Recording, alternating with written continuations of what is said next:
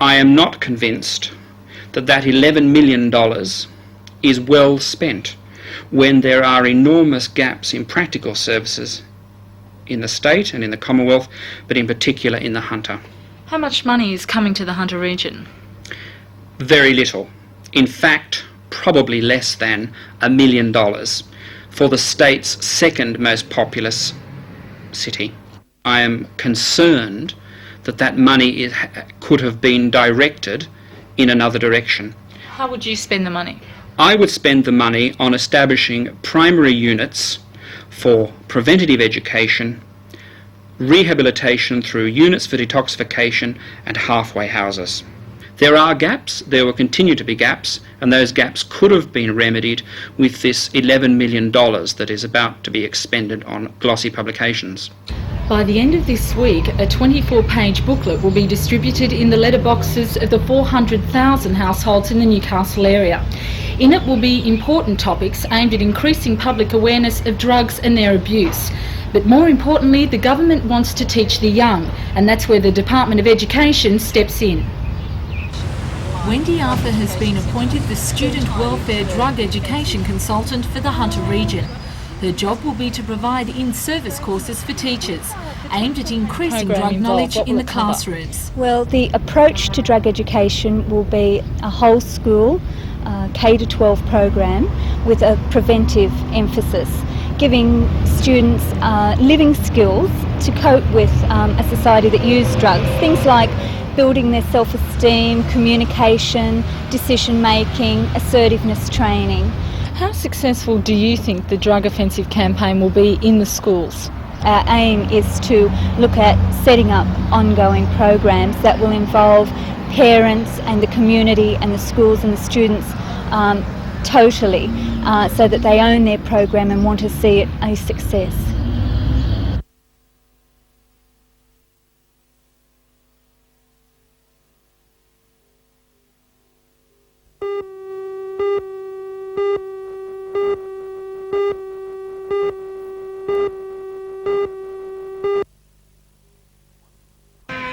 One of the most glamorous parades seen in Newcastle for some time was held at the Michelangelo Centre in Hamilton to raise money for the Miss Australia quest. Among the models was quest entrant Donna Smith, who paraded a series of vanquish clothing supplied by Get Smart Boutique. Donna was joined by another quest entrant, Cheryl Sams. Sharing the limelight with the ladies were a number of male models, parading a selection of new season designer gear supplied by the stores Techno and West Terrace. For both the ladies and the men, the winter look is dramatic and elegant, highlighting unusual and innovative fabrics. In some cases, the look is reminiscent of the movies of the 40s and 50s, proving that the more things change, the more they stay the same. Meanwhile, a fashion show of a very different kind was held at the Newcastle Workers Club, and this time the accent was on hair. The Sydney organisation Hair Professionals staged the innovative show for the International Hairdressers Society, an organisation that aims to educate hairdressers in the very latest techniques. And that's just what the show did, via camera teams and two giant video screens, which gave the large audience a close-up of every snip, by top Sydney hairdressers John Perry and Guy Williams. But while it was educational, it was also entertaining. Plenty of music and leather fashions from Joshua Berger adding the finishing touch.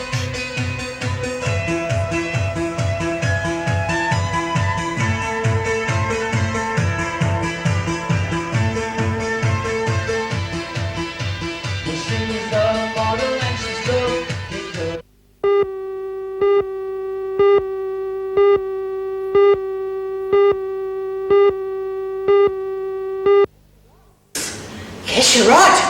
I felt that too. Ooh, and the air's gone all clammy. Sheila Keneally, on the right, plays a retired lady of the night who now lives a quiet life in northern Queensland town. Her peaceful and respectable lifestyle is shattered by the visit of a friend who is still a practising prostitute. And as you can see, the prostitute played by Barbara Wyndham is not the quiet type.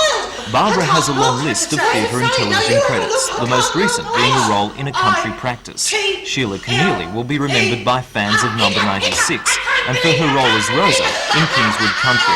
The theatre company hopes their comic interaction will pack houses and is taking the show to Lake Macquarie for 4 performances in May, as director Brent McGregor explains. The play essentially is about friendship, a friendship which goes back over many, many years and looks at all the sort of the highs and lows that happen in friendships. You're taking the show to Lake Macquarie between May the 20th and the 24th. What's the idea behind that? Well, I think it's very important for us to work in the Playhouse, but also to get beyond the Playhouse and to take our shows to other audiences. And people in the Lake Macquarie area have been asking us to take shows out there, so it's fulfilling that request, really. Beautiful.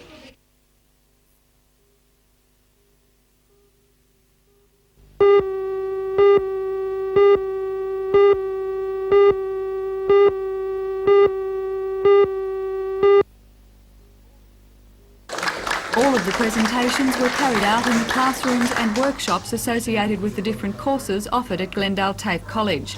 Those receiving the awards completed their study last year. As well as commending those who had excelled, the college took the opportunity to show prospective students just what it has to offer. For motor vehicle enthusiasts, the college runs courses in automotive engineering, panel beating and vehicle painting, as well as classes in vintage car maintenance and restoration. For example, a student added most of the finishing touches to this Super 6 Hudson Sports Roadster. Other departments on display included the metal trades, boiler making and welding, and the college's new computer section. Established at a cost of $70,000, it offers courses in microcomputing, data and word processing. But perhaps one of the most practical demonstrations was provided by the retail fashion department. 500 students at Glendale College and its associated centres at Toronto and Morisset completed the course last year, and to celebrate, students modelled their handiwork at an outdoor fashion show.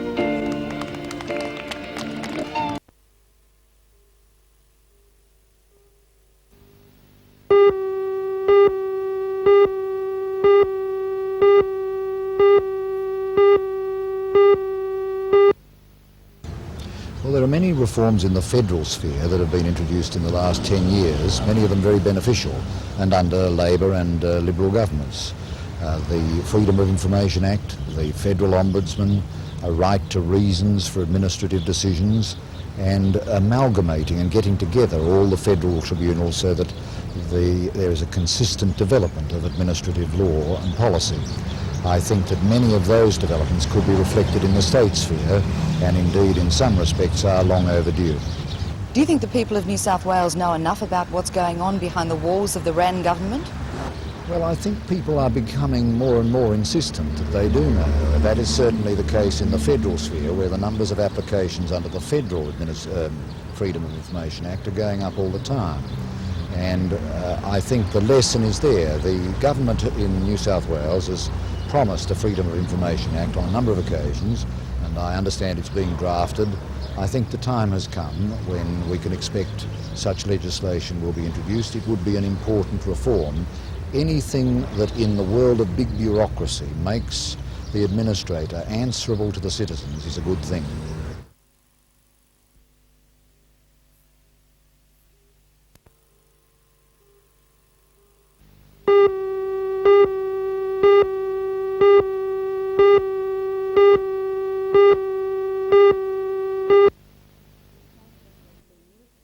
Council has been irresponsible and reckless in its disregard of its own planning department and the advice of the Heritage Advisor, and it would seem to the National Trust that further controls would have to be imposed to safeguard against any further irresponsible behaviour by Maitland City Council.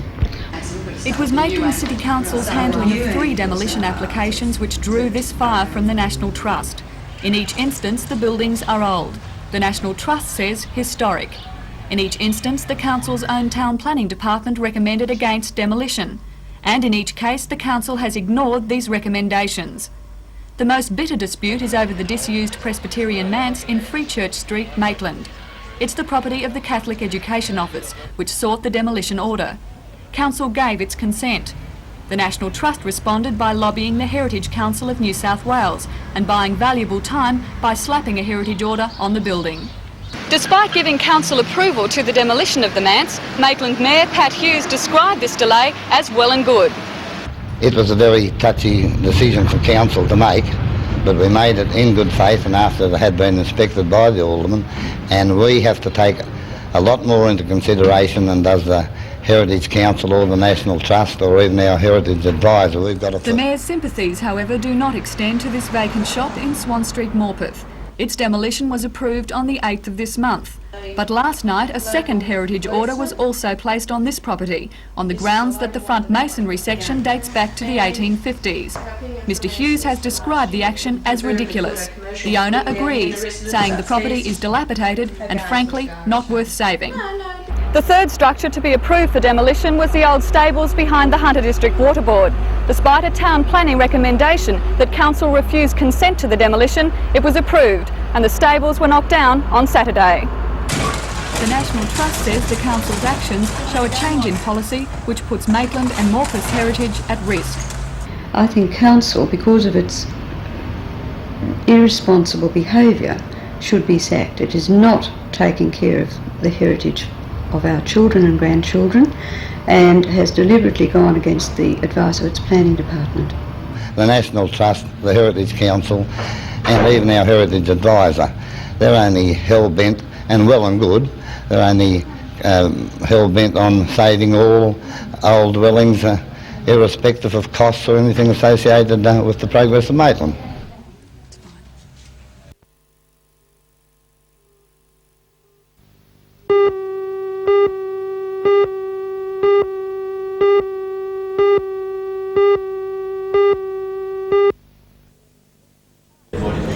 Engineers from 5 smelters in Australia and New Zealand took part in the seminar.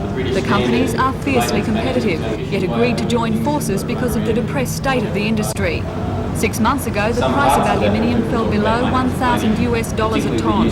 It has risen only slightly in recent months to $1,300, just enough for companies to break even or make a modest profit. One of the industry's biggest expenses is its annual maintenance bill. $100 million is spent maintaining smelters in Australia each year. At the Curry smelter alone, $14 million are spent on maintenance each year. This exceeds the cost of new developments. 138 men and women are employed full-time just to keep the plant's equipment in working order. The plant operates 24 hours a day, so a high maintenance bill is expected. The companies are searching for ways, however, to reduce their outlay. Curry Smelter Works Manager Peter Whiteley. Through better management, by looking at the methods we use, by using high-tech techniques such as diagnostic maintenance, use of thermovision cameras to identify hot spots on machinery, that style of thing, by organising the maintenance effort better, by area maintenance rather than centralised maintenance and that style of thing.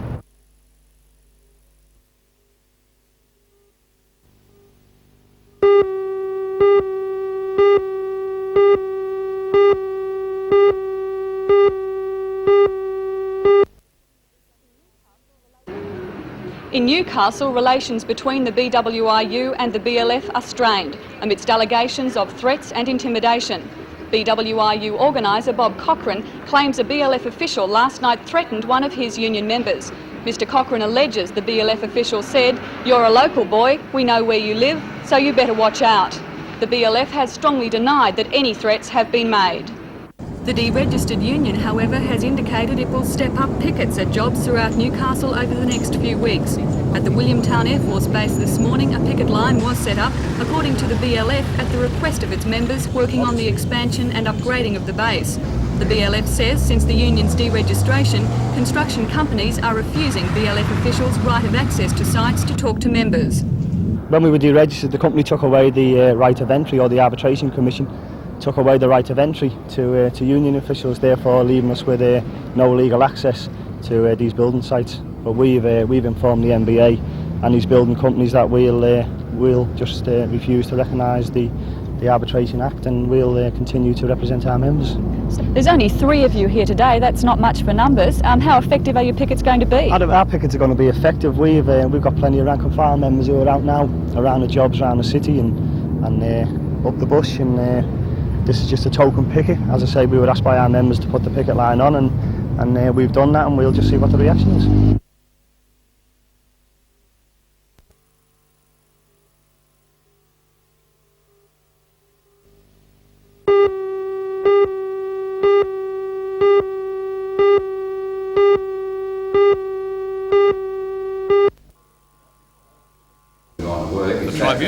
lifting of all bans and limitations on both sides of the dispute over the miners' current log of claims. On Monday afternoon, the matter will go back before the tribunal for hearing. The National Liaison Committee of the combined mining unions will meet to discuss the orders at the next stage in their campaign of their log on Monday morning. The tribunal has again stated the log of claims will not go before arbitration until strike action by the miners is withdrawn.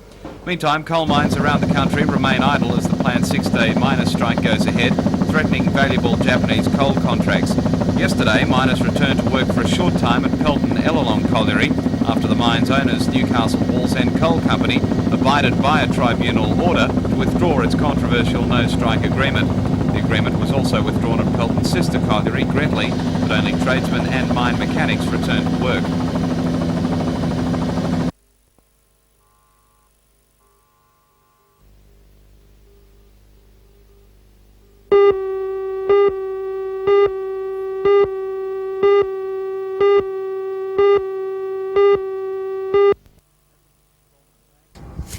Members of the Storeman and Packers Union met this week and discussed a possible redundancy plan from the Coles management.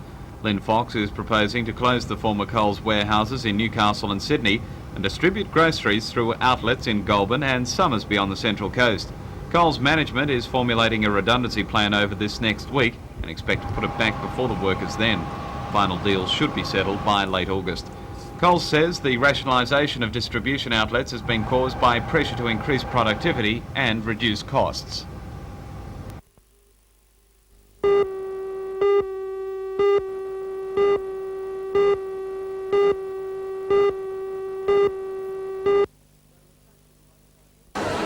They were packed in like sardines at the Broadmeadow Police Boys Club today when the Newcastle and Hunter Valley Gold Lovers Society put on this year's gold show. They poured through the door all day, and people came from as far away as Melbourne and Brisbane. There were all manner of dolls, from your average right through to dolls that sell for nearly $1,000. The trendy Cabbage Patch Kids were out in force, but most interest seemed to be in the more traditional, porcelain or fancier dolls. There were nearly 60 stalls today. For the Doll's House, there were plenty of stalls selling miniature just about anything. There were miniature prams, miniature furniture, and of course the latest in miniature fashions. And if your doll has an accident or is getting a bit tannic around the edges, there was even a doll's hospital. Because they're worth $400 to $800.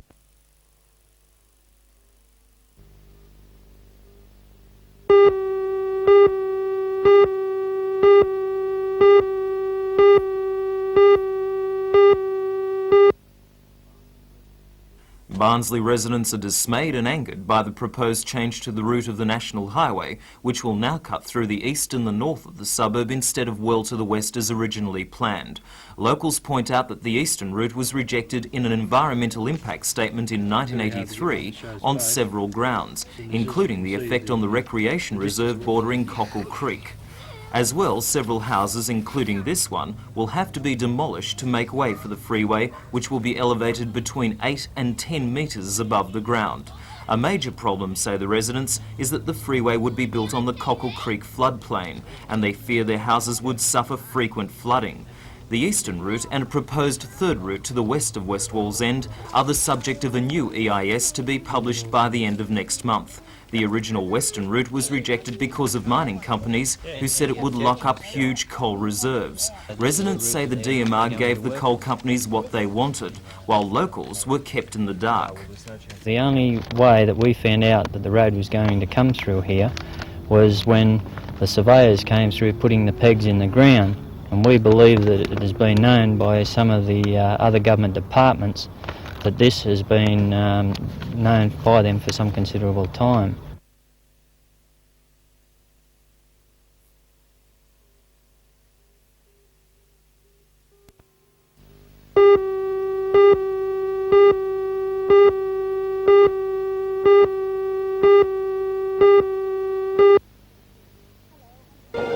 Hello, I'm Helen Hughes. The Hunter Orchestra will launch its new season tonight with a gala concert at the City Hall. The concert will feature the works of Mozart and a special guest appearance by Australian pianist Rachel Valla. Join Ray Deneen and Anna Manzoni for all the news tonight at 6.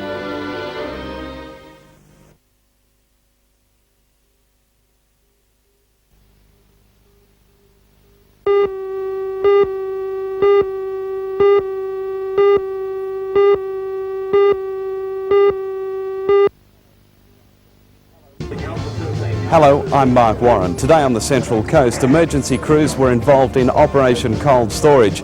The operation will familiarise emergency crews with the dangers of working in cold storage areas.